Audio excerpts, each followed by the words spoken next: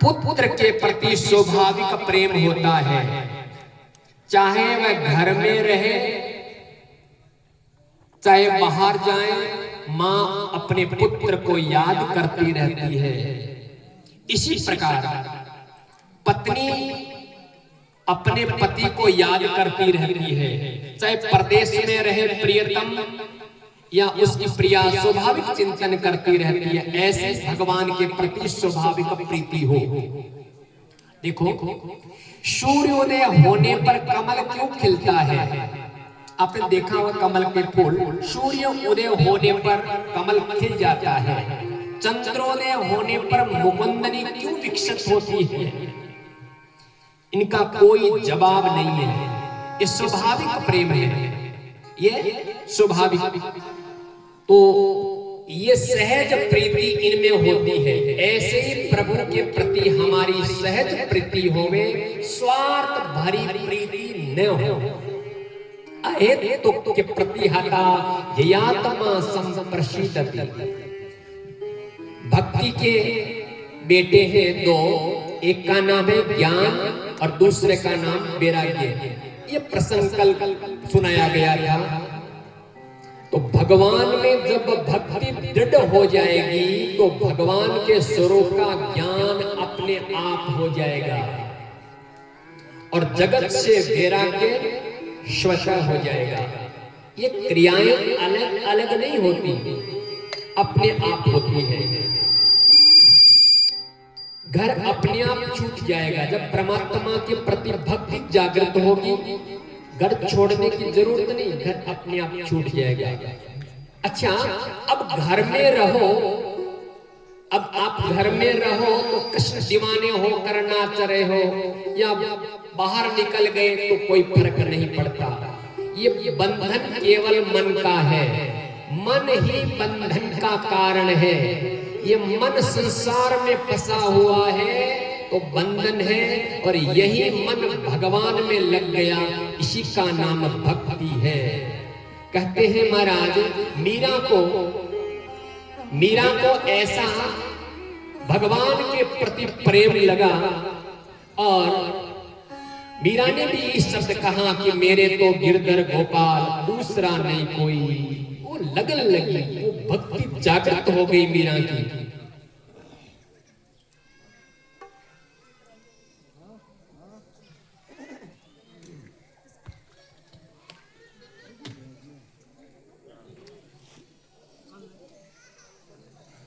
बोलिए भागवत भगवान की।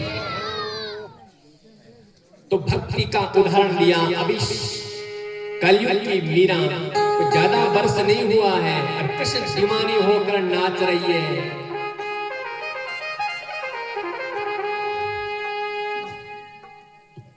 हेलो हो समरा आवो तो सरी, समरा आवो तो सरी। माधव रे मंदिर में मेरा एकली खड़ी, गिरधर आवो तो सरी, समरा आवो तो सरी।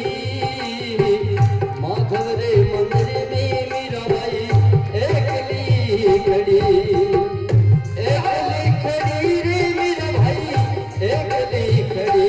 हाँ एकली खड़ी ओ मीरा, एकली खड़ी।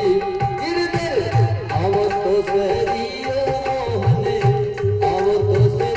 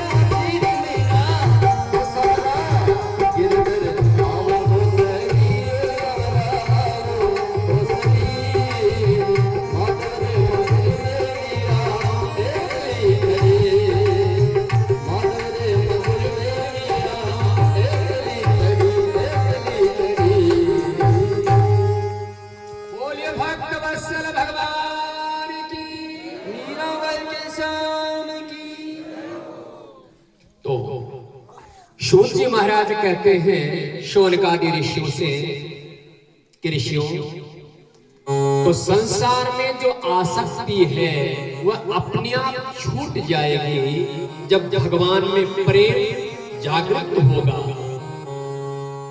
अरे भाई, जैसे मैं उदाहरण दे रहा हूं समझाने के लिए, जैसे भाई कन्या का जन्म होता है, माँ बाप के यहाँ पालन पोषण होता है कन्या का, तो माँ बाप से कन्या की प्रीति हो जाती है। माँ बाप के प्रति कितना प्रेम पुत्री के मन में होता है। कोई भी काम होगा तुरंत कोई पूछ ले भाई कन्या से, अरे बेटी ये घर किसका है, दौड़कर बताती है कि मेरे पिताजी का घर है, ये गाड़ी मेरे माताजी की है, ये बंगला मेरे भैया का है। वही कन्या जब विवाह हो जाता है तो सब कुछ बदल जाता है। तो टाइम जरूर लगता है, विवाह के साल 2 साल के बाद में वही कन्या अपने माता पिता को जो अपना घर बता रही थी कन्या, वह अब बदल गया। अब कहते ये मेरा पियर है, ये मेरा पति का, ये मेरे घर है, ये मेरे बच्चे हैं, बदल गया। विवाह से पहले कन्या का दूसरा भाव था, विवाह होते ही कन्या का जीवन बदल गया। तो ऐसे ही संसार है। कोई सद्गुरु की कृपा हो जाए, पाणी ग्रहण परम पिता परमेश्वर के साथ हो जाए, तो अपने वास्तविक घर को समझ ले तो हमारा घर वास्तविक परमात्मा का घर का पता लग जाता है। उस परमात्मा रूपी पति को पहचान करके जीवात्मा उसके साथ संबंध हो जाता है, तो अपने आप घर छूट जाता है। इसलिए हम जितने भी धर्मानुष्ठान करते हैं, सबका एक ही उद्देश्य है कि भगवान से प्रेम हो जाए। बड़े बड़े अनुष्ठान करते हैं, पुष्करण करते हैं, पर भगवान में प्रेम नहीं हो रहा तो फिर कोरा परिश्रम है। धर्म स्वादिष्टान पुंसः विश्वकसेन कथा सुय नोत्पादयेत् यतिरतं श्रम एव हि केवलम्। ये जितने भी धर्म अनुष्ठान हम करते हैं उनका फल क्या है? धर्म से हयात पवर्ग से। धर्म का अर्थ ये नहीं कि हमारा बहुत सारा धन मिल जाए। धर्म का अर्थ ये नहीं है कि धन मिल जाए। धर्म का उद्देश्य है अपवर्ग। अपवर्ग का मतलब है, पवर्ग का अर्थ होता है मोक्ष। अपवर्गतः अपवर्ग है जहां पर कोई वर्ग नहीं है।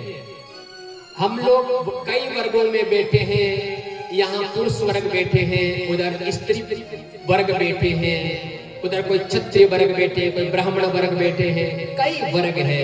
पर जहां जाने के बाद कोई वर्ग न हो उसे कहते हैं अपवर्ग। तो जहां पर ऐसी दिव्य धाम प्राप्त हो जाती है, हयाप वर्गस्य नार्तो पयोत्कल्पते। भगवान ने अर्थ दिया कि धर्म करो, अर्थ यानी पैसा दिया, धर्म करो, और धर्म के नाम पर परमात्मा का उद्देश्य है परमात्मा को प्राप्त हो। इसलिए मानव शरीर जो मिला है ये केवल धन कमाने के लिए नहीं मिला। धन तो कमाना है ही, लेकिन उससे भी ज्यादा जरूरी है परमात्मा का नाम रूपी धन कमाना। इसलिए सूत जी महाराज कहते हैं शौनकादि ऋषियों को कि ये मानव शरीर जो मिला है परमात्मा को प्राप्त करने के लिए, परम तत्व की जिज्ञासा के लिए। अब इस पर बड़ा सुंदर प्रश्न सुना रहे हैं।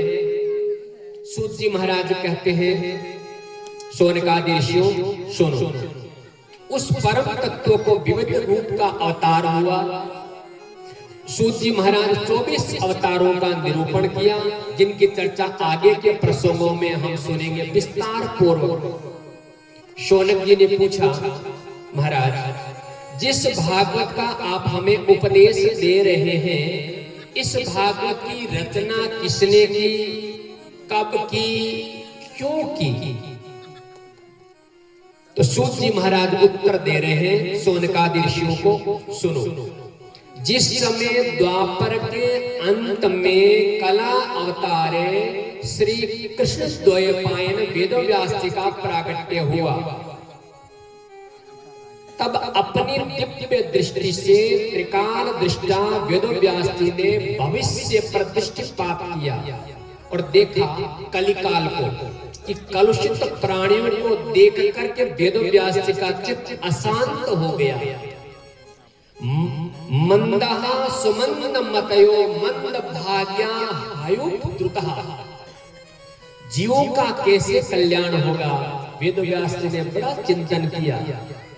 कली काल में लोगों की बुद्धि मंद, भाग्य भी अति मंद। बुद्धिहीन व्यक्ति हो, कोई समझदार समझिया, कोई बुद्धिहीन व्यक्ति हो पर भाग्य अगर अच्छा है तो काम चला लेगा, पर भाग्यहीन व्यक्ति हो और बुद्धि कम हो तो क्या करेगा? क्योंकि बुद्धि के निर्वाह पर अपना भाग्य चमका सकता है, लेकिन बुद्धिहीन है तो भाग्य कैसे चमके?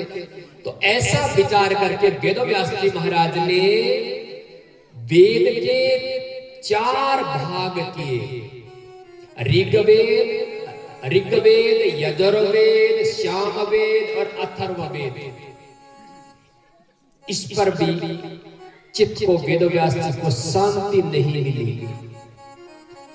ज्ञान का भंडार तो वेदों में भरा पड़ा है, पर वेद को, ज्ञान को समझने वाले कलयुग में है नहीं। वेद की भाषा जटिल है, हर कोई वेद के अर्थ को जान नहीं सकते, अर्थ का अनर्थ कर देंगे। इसलिए वेदव्यास जी ने महाभारत की रचना की, जिसकी गति वैदिक ज्ञान में न हो, महाभारत का स्वाध्याय करके वैदिक ज्ञान को प्राप्त कर सकेंगे। इसलिए वेदव्यास जी ने महाभारत की रचना की, परंतु फिर भी वेदव्यास जी के मन में संतोष नहीं हुआ। तब वेदव्यास जी ने पुराणों की रचना की। एक एक करके वेदव्यास जी ने 17 पुराण बना दिए, 17 पुराण लिख डाले, पर वेदव्यास जी के मन में अभी भी संतोष नहीं हुआ। सोच रहे थे कि अब क्या किया जाए। अचानक उनके कान में ध्वनि सुनाई दी। अचानक नारद जी आ रहे हैं और ध्वनि चल रही है।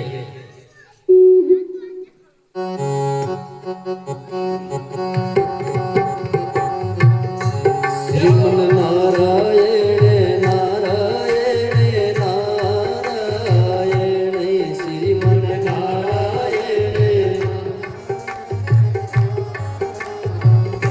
ओ भजमन नारायण नारायण नारायण, भजमन नारायण नारायण नारायण श्रीमन नारायण नारायण नारायण श्रीमन नारायण नारायण नारायण।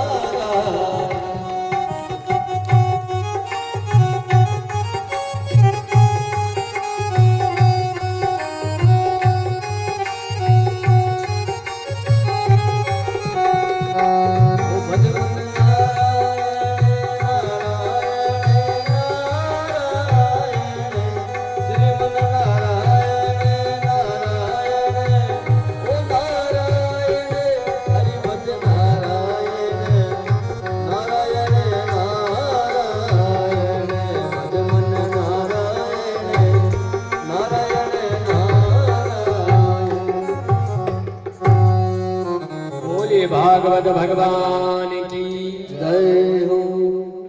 देवर्षि नारद अपनी वीणा पर गोविंद के गुणानुवाद गाते हुए वेदव्यास जी के सामने प्रकट हो गए।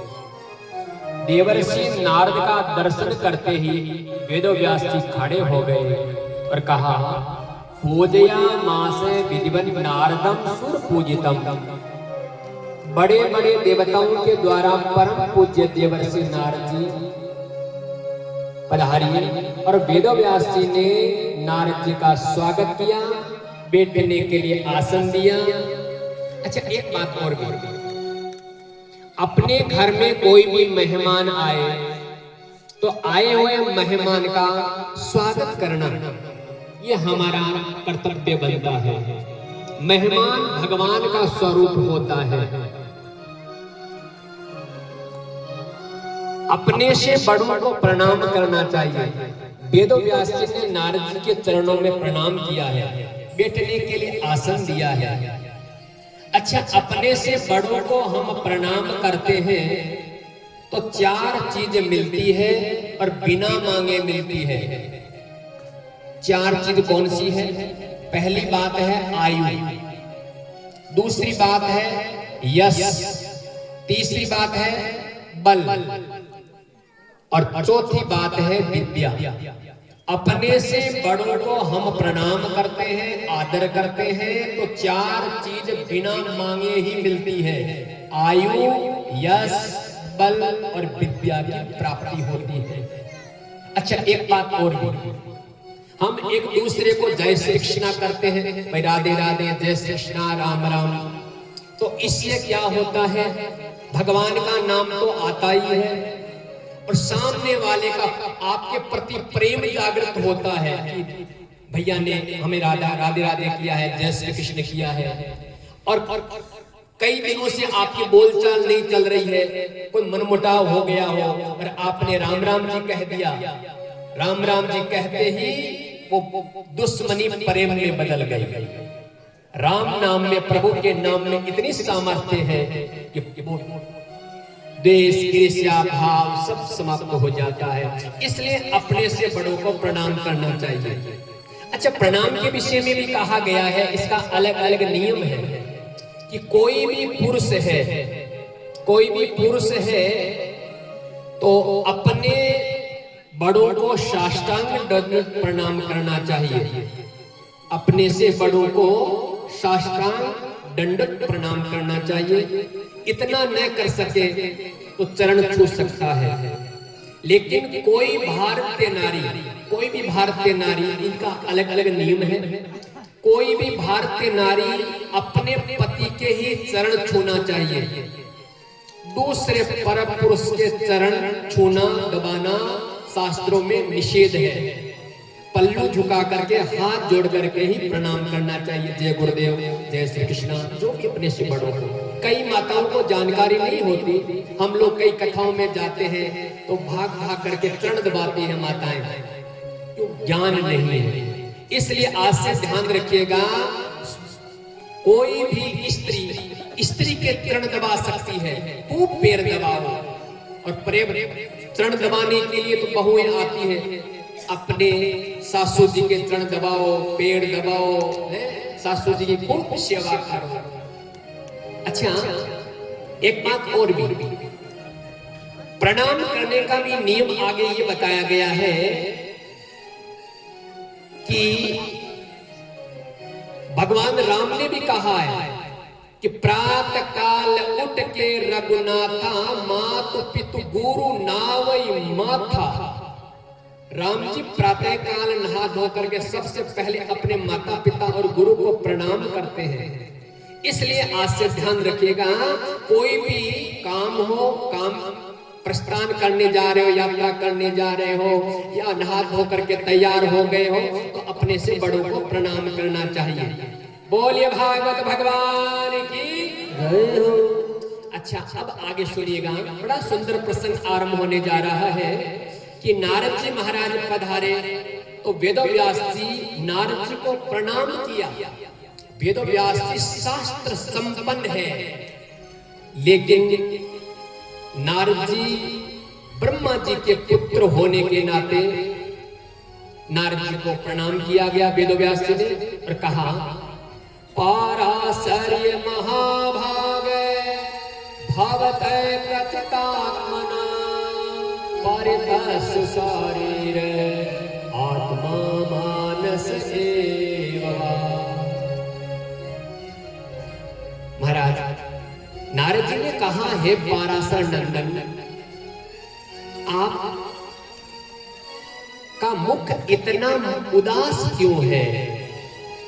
आपके धर्म कर्म सब व्यवस्थित तो चल रहे हैं ना? आपकी दिनचर्या में भगवत सेवा में कोई विघ्न तो उपस्थित न हो रहा है? व्यास जी ने कहा, नारद जी, आपने जो कुछ पूछा वह सब ठीक चल रहा है। मेरे पूजा पाठ में कोई बाधा नहीं है। मैंने जीवन में कल्याण के लिए बड़े बड़े ग्रंथ लिखे, ग्रंथों की रचना कर डाली, फिर भी न जाने मेरे मन में संतोष नहीं है, मेरे चित्त में चैन नहीं है। अभी मेरा मन संतुष्ट नहीं हो रहा है। अभी भी मेरे मन में, हृदय में आह्लाद हो रहा है कि मैंने समाज के लिए कुछ लिखना छोड़ दिया है, कोई कमी रह गई है। ये कारण मैं स्वयं नहीं जानता। नारद जी बोले, तो हम बताएं? वेदव्यास जी ने कहा, हाँ बताइए। तो ये बातें सूत जी महाराज और शौनकादि ऋषियों की बात कथा सुना रहे हैं। सूत जी कहते हैं, श्री नारद वाच। अब श्री नारद वाच कहा। आप श्रीमद् भागवत के मूल पाठ के प्रति ध्यान दीजिए, कभी मौका मिले तो पहले लिखा हुआ है नारद वाच है, अब कहा श्री नारद वाच है। अब श्री क्यों लगाया? क्योंकि अब जो नारद जी बोल रहे हैं वो नारद जी नहीं बोल रहे हैं, नारद जी के माध्यम से परमात्मा बोल रहे हैं। बोलिए भागवत भगवान की जय। तो भगवान ने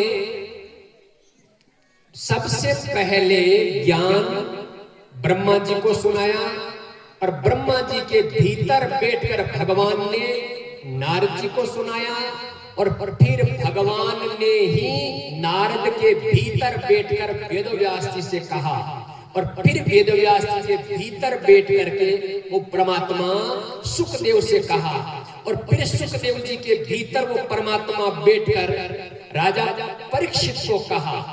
और उस समय जितने भी दिखाई सब अलग अलग दिखाई दे रहे हैं, सुखदेव दिखाई दे रहे हैं, वेदव्यास, लेकिन इनके भीतर बैठकर परमात्मा उपदेश कर रहे हैं। नारद जी कहते हैं, व्यास जी तुमने बहुत कुछ लिखा है, अपनी लेखनी में बहुत आपने चमत्कार दिखाए हैं वेदव्यास जी, पर कहीं कहीं पर आपने भी व्यामिश्र वाक्य लिख दिए हैं, लोगों की बुद्धि चकरा गई है।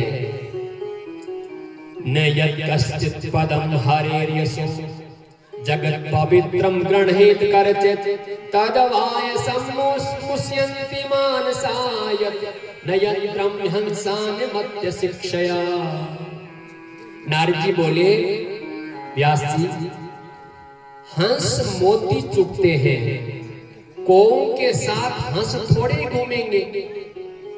इसी प्रकार तुमने बहुत कुछ चित्र विचित्र भाषा का वैशिष्ट्य दिखाया पर गोविंद का गुणगान नहीं किया।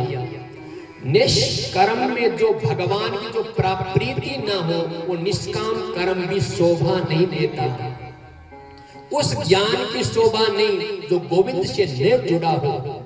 इसलिए व्यास जी महाराज जब तक भगवान की कीर्ति कौमुदिनी का विस्तार नहीं करोगे, गायन नहीं करोगे, तब तक आपको चैन नहीं मिलेगा। ने तुम्हारी पूर्व कृतियां भक्तों को आनंद आएगा और नहीं आपको चैन मिलेगा। इसलिए भगवान के प्रति भक्ति जागृत हो, ऐसे ग्रंथ की रचना करिए। अब नारद जी महाराज अपनी घटना वेदव्यास जी को बता रहे हैं।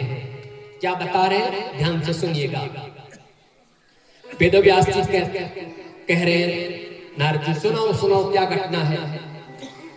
नारद जी कह रहे हैं वेदव्यास जी, पूर्व जन्म में मैं एक दासी का बेटा था, पर मेरी माँ संतों में बड़ी श्रद्धा रखती थी। ब्राह्मणों की मेरी माँ बड़ी भक्त थी। जब से मैंने होश संभाला माँ के साथ जाता था, माँ संतों की सेवा करती, मैं भी साथ जाता। महात्मा लोग स्नान कर लेते तो उनके कपड़े माँ के साथ मैं भी धोता था। महात्माओं के लिए जंगल में जाकर समीदा बीन बीन करके लाता। महात्मा लोग प्रसाद ग्रहण कर लेते तो उनका उचिष्ट प्रसाद, उसे कहते हैं शीत प्रसादी, जो प्रसाद भी जूठा पड़ा रहता है। वृंदावन में आज भी ऐसे बड़े जो महापुरुष है, उनका जो प्रसाद कहीं भोजन करते समय कहीं पड़ गया तो ऐसे महापुरुषों का प्रसाद उठाकर लोग ग्रहण करते हैं, उसे कहते हैं शीत प्रसादी। तो नारद जी कहते हैं मैं भी महात्माओं का शीत प्रसाद ग्रहण करता था। महात्मा लोग कीर्तन करते, मैं भी नाचता था। मैंने तो उनके साथ खूब ताली बजा बजा कर नाचा था। महात्मा लोग कथा कहते थे, मैं खूब चित्त लगाकर परमात्मा की मधुर कथा सुनता था। चतुर्मास्य के परमात्मा लोग भजन करके मेरा खूब मन परमात्मा में लग गया। संतों की संगति से मेरा मन परमात्मा में जागृत हो गया और चतुर्मास्य पूरा होते ही महात्मा लोग चल पड़े, मैं भी उनके साथ चल पड़ा। महात्माओं ने टोका, ए बच्चे तो कहां जा रहा है हमारे साथ। मैंने कहा महाराज मैं तो आपके साथ ही रहूंगा। संत बोले ना बेटा, तो अपनी माँ का इकलौता बेटा है, तेरी माँ ने कितनी सेवा की और अब हम तुम्हें अपने साथ ले जाएं तो तेरी माँ जीवन भर गालियां देगी। इसलिए बेटा तो अपनी माँ के से आज्ञा लेकर आ, अगर माँ आज्ञा दे तो हम साथ ले जाएंगे, तो बेटा यही रहो। अब नारद जी कहते हैं वेदव्यास जी, पिछले जन्म में मैं दासी का बेटा था, पिताजी थे नहीं, माँ वृद्ध थी और मैं जानता था कि मेरी माँ आज्ञा नहीं देगी। तो तुरंत महात्मा जी के पास आया, महात्मा जी माँ तो मुझे नहीं भेजेगी, कोई गुरु मंत्र दे दीजिए। तो संतों ने एक गुरु मंत्र दे दिया, ओम नमो भगवते वासुदेवाय। ये महामंत्र दे दिया और नारद जी महाराज पिछले जन्म में थे रामदास नाम से। बस नारद जी कहते हैं व्यास जी, मैं उसी मंत्र का जाप करता रहा, घर में बैठ के माला जपने लगा। 24 घंटे प्रेम में डूबा प्रभु की माला जपता था। मेरा अन्य बालकों की तरह खेलने में मन नहीं लगता था, संसार की बातें मुझे अच्छी नहीं लगती थी, सदा हरि भजन में मस्त रहता था। मेरी माँ ने जब ये मेरी स्थिति देखी तो माँ को भय होने लगा कि मेरा बेटा कहीं बाबा न हो जाए। उनकी धड़कन तेज हो गई, बहुत डर गई माँ कि कहीं मेरा बेटा बाबा न बन जाए। अच्छा और कुछ बन जाए तो कोई बड़ी बात नहीं भाई, कोई किसी का बेटा बाबा बन जाए माँ को बड़ी चिंता होती है। बाबा चोर बन जाए कोई चिंता नहीं, डकैत बन जाए कोई चिंता नहीं, नेता बन जाए कोई चिंता नहीं, बाबा ने बन जाए इसका बहुत डर लगता है। थोड़ा सा तिलक छापा, कंठी माला धारण किया और माता जी तो घबरा गए। नारद जी कहते हैं व्यास जी, मेरी माँ को चिंता होने लगी। घर में जो आता है मेरी माँ एक ही बात करती है, मेरे बेटे की जल्दी से शादी करवा दो, बस मेरे बेटे को शादी करवा दो और रुनक झुनक करती छोटी सी बहू आ जाए, मेरा बच्चा घर गृहस्थी संभाल ले तो मैं निश्चित हो जाऊं। नारद जी कहते हैं मैंने जब ये बातें मेरी माँ से सुनी तो मेरी धड़कन तेज हो गई। हे प्रभु ये क्या झंझट है। अभी माँ की मैं प्रतीक्षा कर रहा हूँ, माता जी पधार जाएं तो मैं संतों के साथ जाऊं, और माँ कहीं शादी करके गई तो देवी जी पधार गई तो मैं फिर जा ही नहीं पाऊंगा। तो अब क्या करूं। हे ठाकुर जी महाराज, कुछ ऐसी लीला करो जिससे मुझे भक्ति करने का आनंद मिले।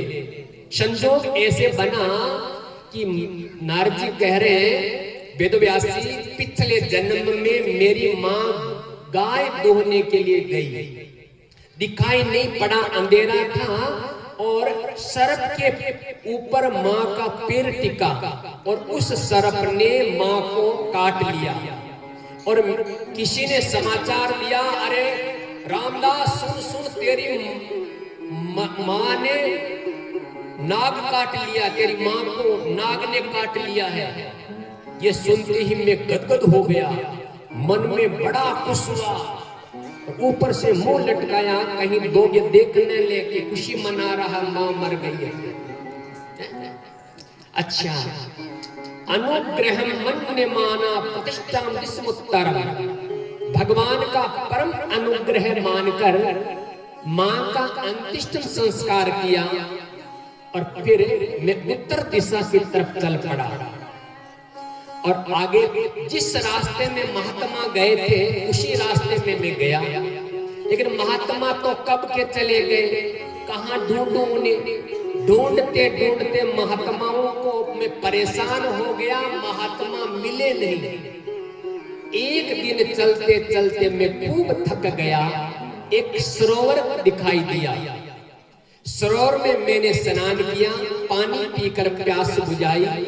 स्नात्वा पित्वा हृदय नद्या उपस्पृशागत श्रमः, पानी पीकर प्यास बुझाकर मेरा परिश्रम दूर हो गया, और एक वृक्ष की शीतल छाया में मैं बैठ गया, थोड़ा आराम करने बैठ गया।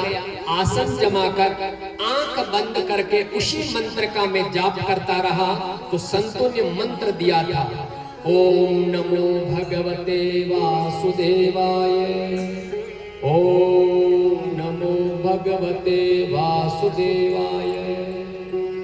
भजन में ऐसा आनंद आया, हृदय में हृदयान में सनेर हरि, धीरे धीरे सांवली सलोनी भगवान की सुंदर छवि प्रकट हो गई। मैंने ध्यान में भगवान की जो बाकी झांकी आभा प्रभा का दर्शन किया, मेरे आनंद का पारावार नहीं रहा, आनंद में डूब गया, हृदय में भगवान का दर्शन हुआ। ओहो, इतने में एक क्षण तो भगवान का दर्शन हुआ, और दूसरी क्षण परमात्मा गायब हो गए। आहा, ये क्या हो गया। इतने में नारद जी कह रहे हैं कि वेदव्यास जी, मैं पिछले जन्म में जो रामदास बना हुआ था और परमात्मा की उस आनंद की छवि में आनंद का गोता लगा रहा था, वो छवि अगले क्षण में गायब हो गई।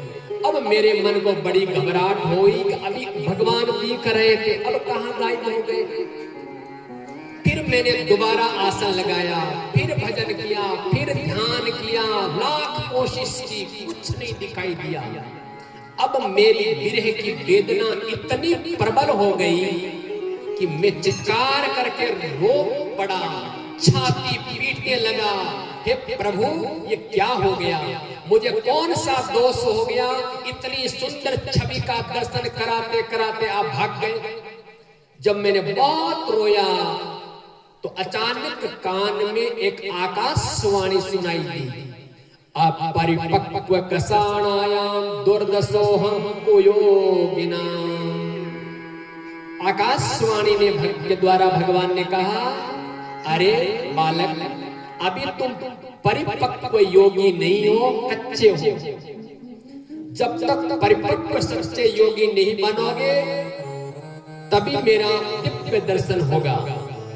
अभी तुम अनधिकारी हो, इसलिए इस प्रकार साधना करो कि फिर हम तुम्हें मिलेंगे। मैं बोला महाराज जब मैं परिपक्व नहीं था तो आपने मुझे दर्शन क्यों दिया? मैं परिपक्व हो जाता, सिद्ध कोटि में पहुंच जाता, तब दर्शन देने आते। पर आपने जो छटा दिखाई फिर भाग गए। अब मैं आपके बिना नहीं रह पाऊंगा। मैं तो आपके लिए छटपटा रहा हूं, जैसे पानी के बिना मछली छटपटाती है। आपने मेरी वो स्थिति कर दी, मैं आपके बिना नहीं रह पाऊंगा। तो भगवान बोले बेटा वह तो मैंने अपनी रूप सुधा की चटनी चटाई है। अरे तू बालक है, विरक्त हो गया है, पर जब बहुत दिन बीत जाएंगे कदाचित तुझे मेरा दर्शन नहीं होगा तो तेरी बुद्धि में भ्रम न हो जाए कि कई महात्मा लोग बचपन में ऐसे पागल न बना गए हो। भगवान होते हैं कि नहीं, तो मेरी सत्ता के प्रति संदेह न हो जाए, इसलिए रूप सुधा की चटनी स्वाद चखा दिया है। इसलिए अब तू भटकेगा नहीं, इसलिए स्वाद में डूबकर मेरा खूब भजन कर। इस जन्म में नहीं, अगले जन्म में मेरी सुनिश्चित रूप से प्राप्ति होगी। नारद जी कहते हैं व्यास जी महाराज भगवान के इस वचन पर विश्वास करके मैं बैठ गया। उसी वृक्ष की छांव में आंख बंद करके उसी छटा का मैं ध्यान करता रहा और चिंतन करता रहा।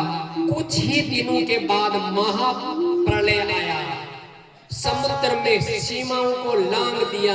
देखते देखते सारा संसार जलमग्न हो गया, सारा संसार परमात्मा के उदर में विलीन हो गया।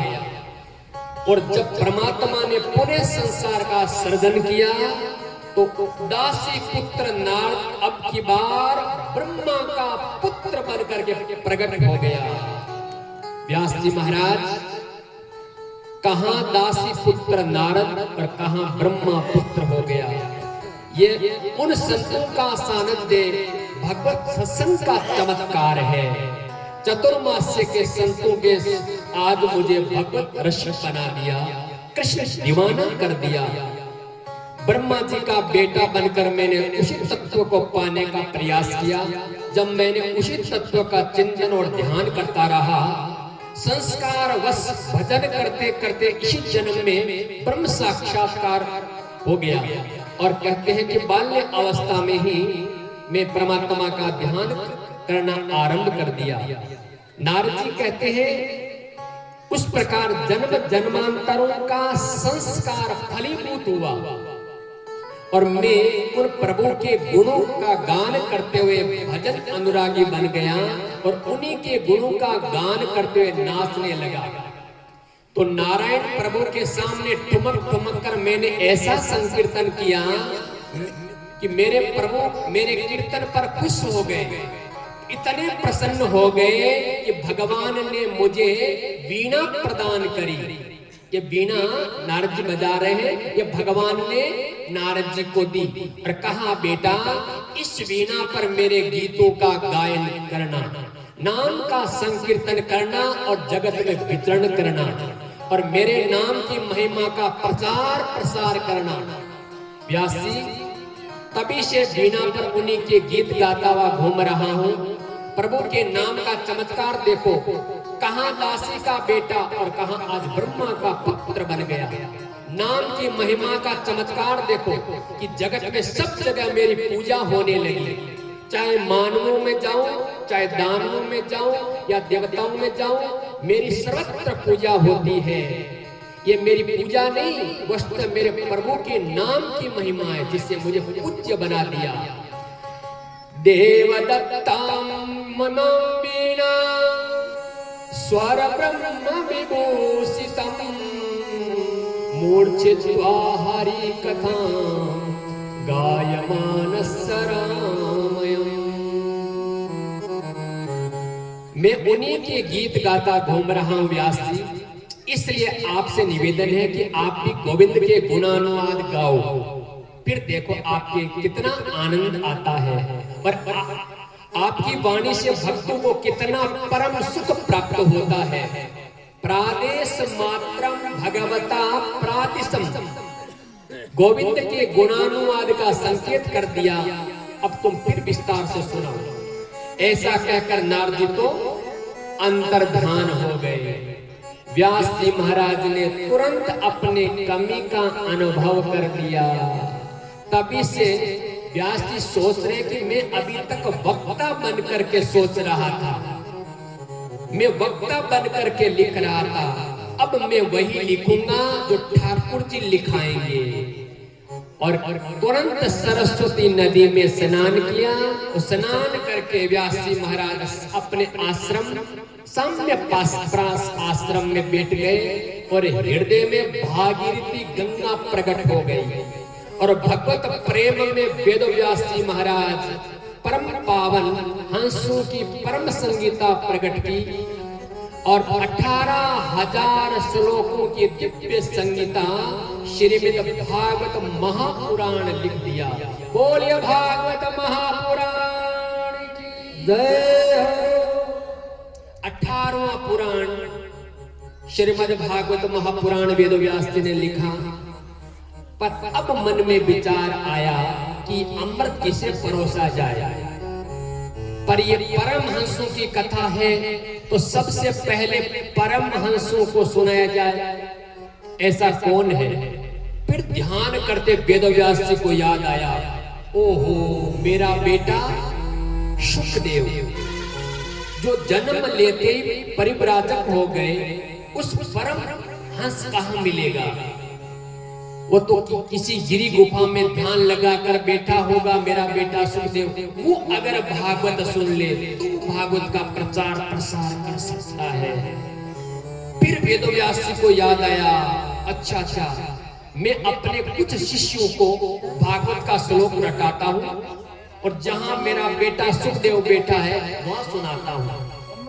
अब कहते हैं वेदव्यास जी महाराज भागवत तैयार कर दी और भागवत के कुछ गिने चुने श्लोक अपने शिष्यों को याद कराया और शिष्य जंगलों में जा रहे हैं। संजोग ऐसे बना जहां समाधि में सुखदेव निराकार की समाधि में बैठा हुए। अच्छा, परमात्मा का दो रूप है, एक है निराकार, एक है साकार। अच्छा, निराकार परमात्मा और साकार परमात्मा कोई अलग अलग नहीं है, वही निराकार है और वही साकार है। निराकार उसे कहते हैं जो है और दिखाई न दे, उसे कहते हैं निराकार। और साकार परमात्मा वो है जैसे राम है, कृष्ण है, प्रत्यक्ष दिखाई दे। जैसे मैं शब्द बोल रहा हूं, ये शब्द आपको दिखाई नहीं दे रहा है, शब्द आपके कानों में टकरा रहा है, ये निराकार है। और यही शब्द हम लिखते हैं दिखाई, शब्द दिखाई दे रहा है, ये है साकार। तो साकार और निराकार अलग अलग नहीं, एक ही है। वही निराकार ही भक्तों को सुख प्रदान करने के लिए साकार रूप में आते हैं, राम या कृष्ण जो भी परमात्मा। तो अब क्या हुआ, वेदव्यास जी ने अपने परम शिष्यों को भागवत का श्लोक रटाया। जहां सुखदेव निराकार की समाधि में बैठे हैं वहां श्लोक गुनगुना रहे हैं।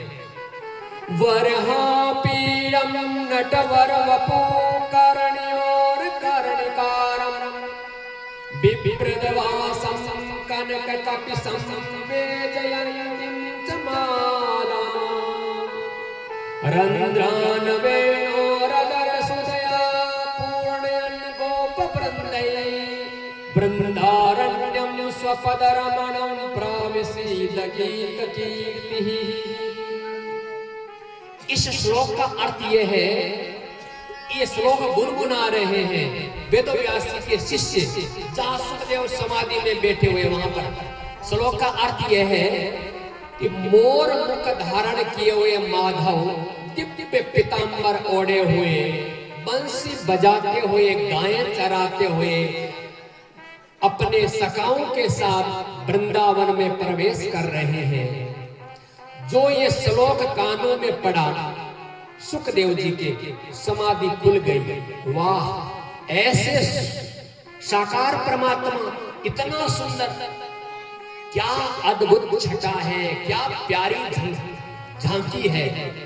सुखदेव जी के मन में आया देखने के योग्य है, चलो चले देखे। तुरंत विचार बदल गया सुखदेव जी का। अरे जो इतना सुंदर है, इतना मधुर है, तो क्या स्वभाव भी इतना सुंदर है, कहां ढूंढता फिरो, कहां मिलेगा, फिर मिलेगा तो स्वीकार करेगा कि नहीं, अपने अपनाएगा कि नहीं। जो सुंदर है, स्वभाव इतना सुंदर हो, कोई गारंटी है। चित्त को रोक लिया, फिर ब्रह्म चिंतन का ध्यान करने लगे। अच्छा, शिष्यों ने दूसरा श्लोक गुनगुनाया। अहो बकीयम स्तन काल कोटम जिंघासया पायप्याप्य साधवे लोम लोम लेभे गतिम धातृचितां ततोन्यम कम वा दयालुम शरणं ब्रजे। ओहो, बकी यानी पूतना, बकासुर की भगिनी बकी, जो अपने उस पूतना ने अपने स्तन के ऊपर जहर लगाकर कन्हैया को मारने के लिए आई। विषया युक्त स्तर प्रभु के मुंह में दे दिया, पर वह प्रभु सारे उस पापिनी के पापों का पर्दा डाल दिया। कहते हैं बुरी भली तो सही, पर काम तो मैया जैसे कर रही है।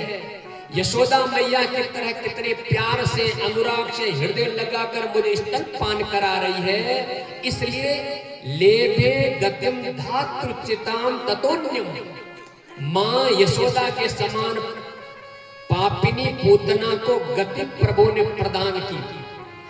कम वा दयालुम शरणम ब्रजेम, कौन अभागा होगा जो ऐसे परम कृपालु दयालु प्रभु की शरण को स्वीकार न करे। इतने दयालु, तुरंत सुखदेव जी का भाव बदल गया। अरे परमात्मा तो जहर देने वाली पूतना को भी वो मुक्ति प्रदान करिए, जहां मां जसोदा को भेजना है उस जगह राक्षस को भेज दिया। तुरंत सुखदेव जी ध्यान से उठे और शिष्य से बोले, अरे भैया आगे सुनाओ आगे। शिष्यों ने कहा, भैया हमें तो आगे श्लोक आता नहीं, ये एक दो श्लोक वेदव्यास जी ने रटाया है। और आपके जो पिताजी है ना वेदव्यास जी, सुखदेव जी ने कहा हाँ हाँ, तो उन्होंने 18,000 श्लोक श्रीमद् भागवत संगीता तैयार करी है। सभी पुराणों का सार निचोड़ है, वहां जाइए। और तुरंत महाराज सुखदेव जी दौड़े दौड़े आए और अपने पिताजी के चरणों में साष्टांग दंडवत प्रणाम किया और कहा, पिताजी मुझे भागवत संगीता पढ़ाओ। वेदव्यास जी ने सबसे पहले भागवत संगीता तैयार करके अपने सुपुत्र सुखदेव जी को भागवत पढ़ाई। और वही भागवत पढ़ करके सुखदेव जी जंगल में जाकर समाधि में बैठ गए। और सबसे पहले वही भागवत राजा परीक्षित को श्राप लगा, तो वही सुखदेव जी सबसे पहले भागवत कथा राजा परीक्षित को सुनाई।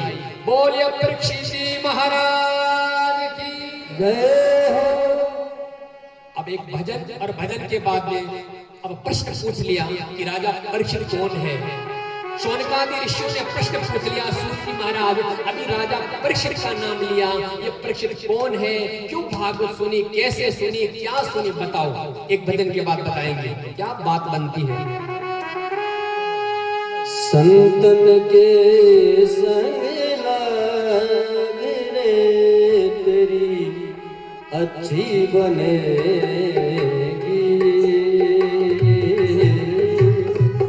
संतन के संग लागने तेरी अच्छी बनेगी, अच्छी बनेगी तेरी बिगड़ी बनेगी, अच्छी बनेगी तेरी बिगड़ी बनेगी,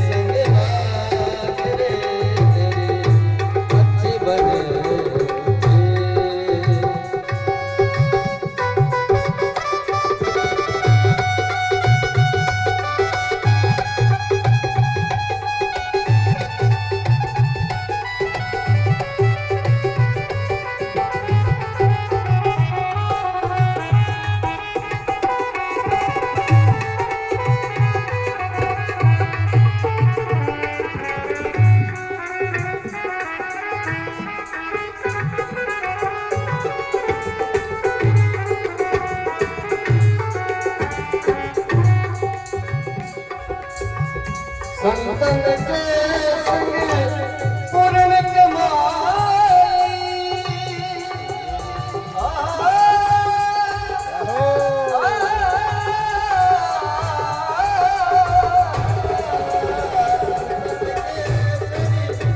पूर्ण कमाई ओए बनो तेरो भाग रे संतन के संग पूर्ण कमाई होवे कोई तेरो भाग रे होवे बड़ो बड़ो भाग रे संतन के संग लाग रे तेरी अच्छी बनेगी। सतगुरु के संग लागे तेरे बिगड़ी बने। संतन के संग लागे रे तेरी अच्छी बने।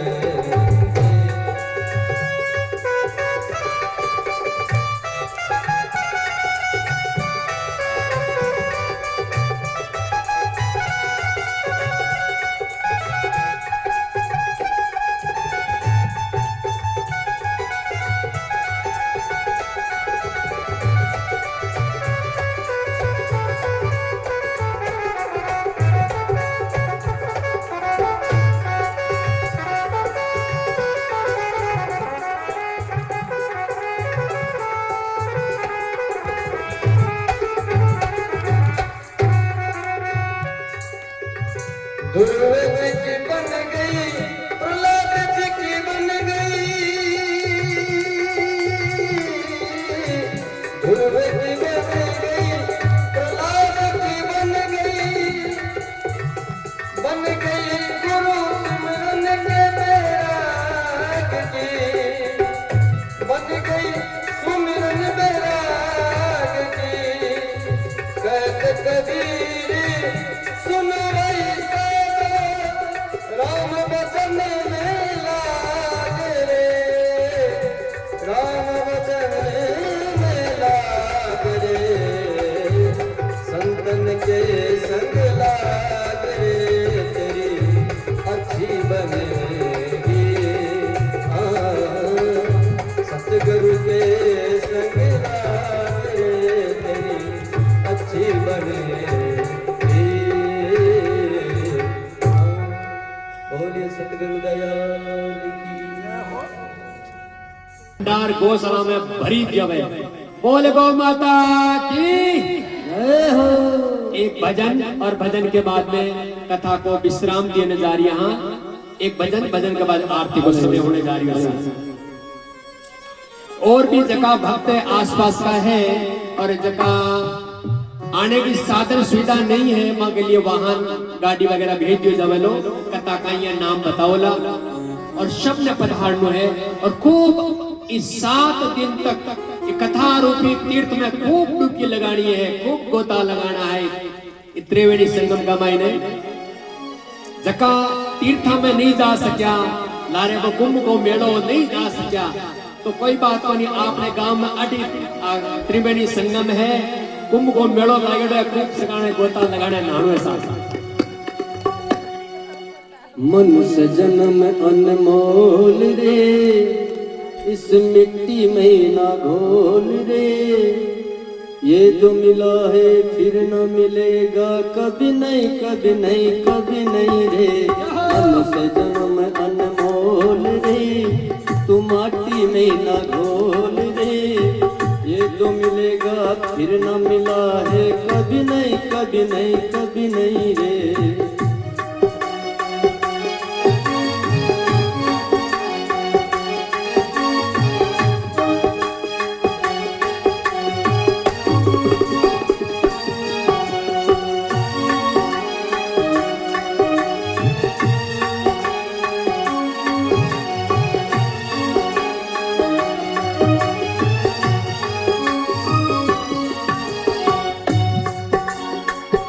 सत्संग में आया कर रे, गीत प्रभु के गाया कर।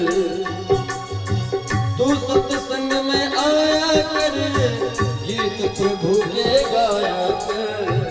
सांझ सवेरे बैठ के बंदे प्रभु का ध्यान लगाया कर।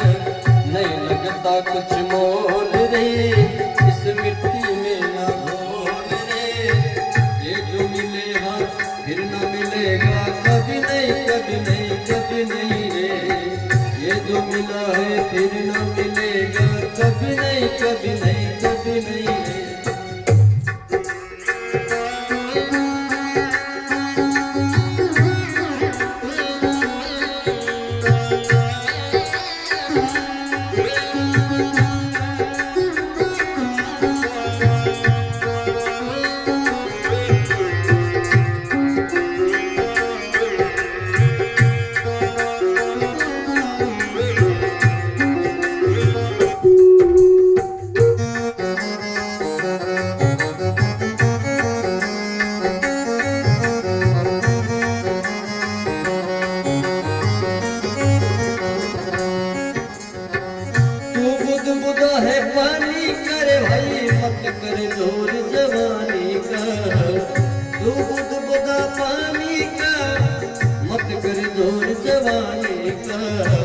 समझ समझ के कदम रखो रे भाई पता नहीं जिंदगानी का। समझ समझ कर कदम रखो भाई पता नहीं जिंदगानी का। नहीं लगता सबसे मीठा बोल रे इस मिट्टी में मत घोल रे। ये जो मिला है फिर न मिलेगा कभी नहीं कभी नहीं कभी नहीं रे। मन से जन्म अनमोल रे इस मिट्टी में ना घोल रे। ये जो मिला है फिर न मिलेगा कभी नहीं कभी नहीं कभी नहीं रे।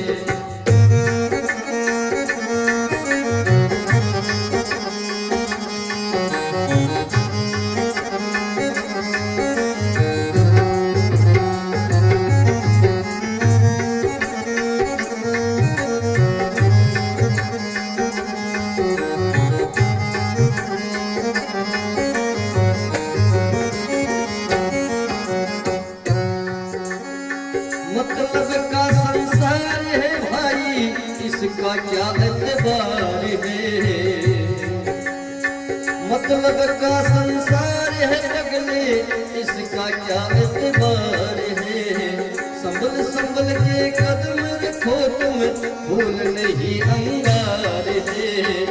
समझ समझ के कदम रखो रे भाई भूल नहीं अंगार है। मन की आंखें मन की आंखें खोल रे इस मिट्टी में मत घोल रे। ये जो मिला है फिर न मिलेगा कभी नहीं कभी नहीं कभी नहीं रे। मन से जन्म अनमोल रे इस मिट्टी में मत घोल रे। ये जो मिला है फिर न मिलेगा कभी नहीं कभी नहीं कभी नहीं रे।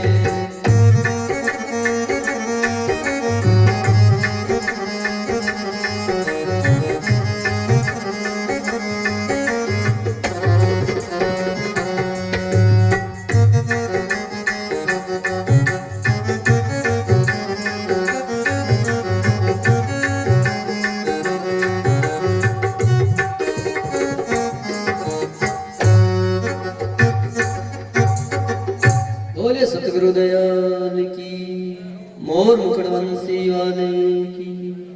बोलिए भागवत भगवान की। सभी भक्त शांति पूर्वक खड़े हो जाइए, आरती का समय होने जा रहा है।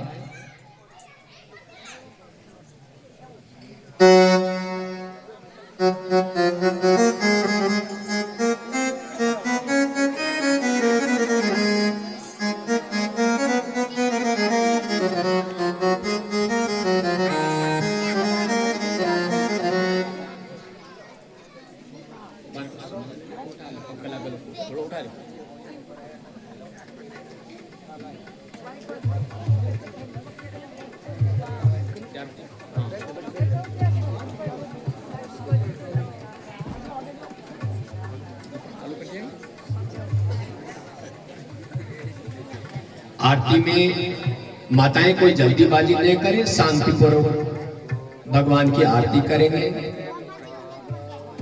कर्पूर गौरम करुणावतारम संसार सारम भुजगेन्द्रहारम सदा वसन्तं हृदयारविन्दे भवां भवानी सहितं नमामि।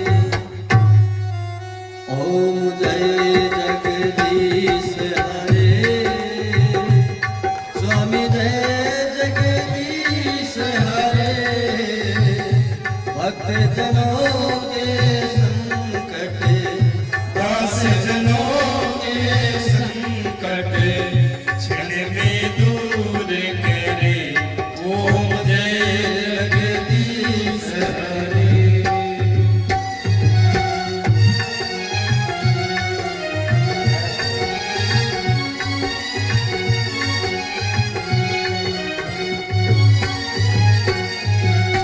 जो भावे फल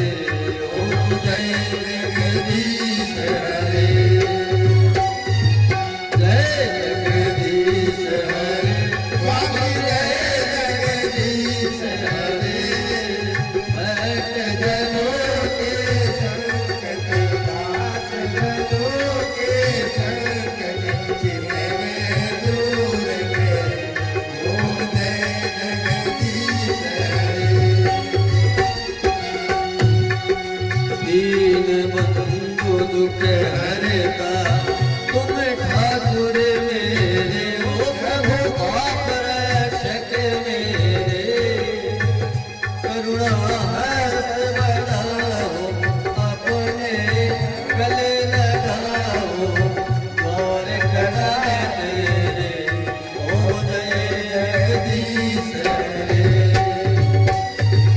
जय जगदीश हरे ओ स्वामी जय जगदीश हरे प्रभु जय जगदीश हरे भक्त जनों के संकट दास जनों के संकट क्षण में दूर कर हरिओम जय जगदीश हरे विश्व विकार विदातो पाप हरो देवा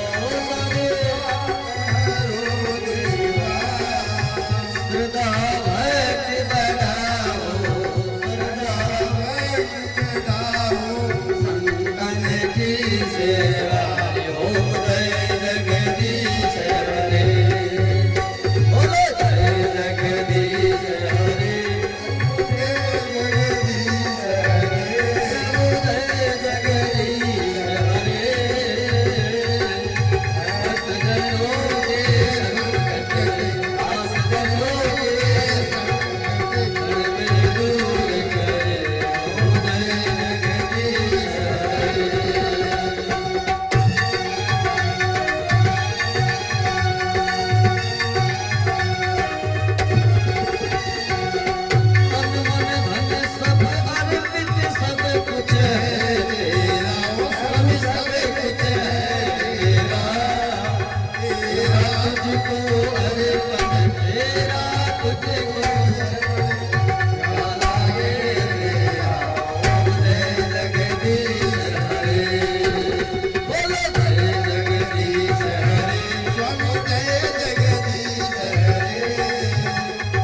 जनों के संकट दास जनों के संकट क्षण में दूर करे ओम जय जगदीश हरे श्याम सुंदर जी की आरती जो कोई नर गावे स्वामी जो कोई नर गावे हमारे घर लक्ष्मी आवे हमारे आनंद हो जाए हमारे सुख संपत्ति पावे गंगा दुख दारद भागे हो जाते आनंद हो जावे दर नवे नीति हो जावे रटत गुरानंद स्वामी रटत गुरानंद स्वामी मनवाचित फल पावे हो जय जगदीश हरे जय जगदीश हरे स्वामी जय जगदीश हरे भगत जनों के संकट दास जनों के संकट क्षण में दूर करे ओम जय जगदीश हरे ओम जय जगदीश हरे ओम जय जगदीश बोल मोर मुकुटवंशी वाले की भागवत महापुराण की गौ माता की सनातन धर्म की मात पिता गुरुदेव की राधे रानी सरकार की आज के आनंद की राम दरबार की जय हो। राधा कृष्ण भगवान की शिव परिवार की धर्म की जय हो जय धर्म का दास जय धर्म का दास हो विश्व का कल्याण विश्व हो का कल्याण हो प्राणियों में सद्भावना हो सद्भावना हो उमापति हरे नाना सुगंध पुष्पाणि यदा कालोद्भवानि च पुष्पाञ्जलिर्मया दत्तो गृह्णामि परमेश्वर ओम नारायणाय मंत्र पुष्पांजलिं समर्पयामि ओम त्वमेव माता च पिता त्वमेव बन्धु च सखा त्वमेव विद्या द्रविणं त्वमेव सर्वं मम वामदेव देव मन्त्रहीनं क्रियाहीनं भक्तिहीनं सुरेश्वरं यत्पूजितं मया देव परिपूर्णं ततस्तु मे आवाहनं न जानामि विसर्जनं पूजा चैव न जानामि क्षमस्व परमेश्वर।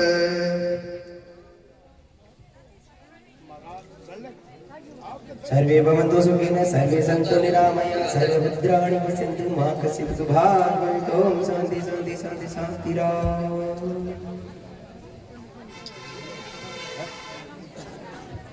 समय का शब्द ध्यान रखो ना। पंडित जी,